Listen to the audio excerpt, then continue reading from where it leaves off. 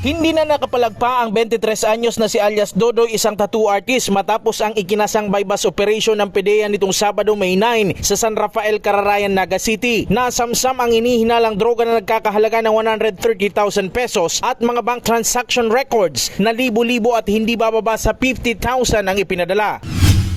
Samantala, hapon nitong linggo na aresto din ng Naga City Police Office Police Station 5 ang isang tulak ng droga na kinilala sa pangalang Jordan. Ayon sa Station 5 ng Naga City Police, 2 linggong minanmanan ng mga otoridad ang illegal drug activities ng sospek. Ayon kay Major Ordonez, marami ng kaso ang sospek at sangkot rin sa kaso ng mga pagnanakaw. Ito ay dati nang may mga kaso.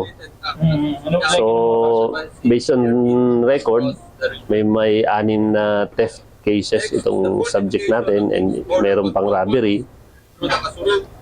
So ito talaga yung mga activities niya dito sa area ko. So yan nga, nag-i-involve pa siya sa drugs. Usually nakikita ko diyan siguro yung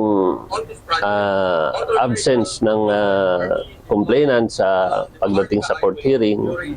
So yan yung mga information na nakakarating sa atin na parang undecided na mag-pursue ng case yung mga complainant kasi nga naabala daw. Patuloy naman umanong uuli ng PNP ang mga sangkot sa iba't ibang krimen sa lungsod na katuwang ang komunidad.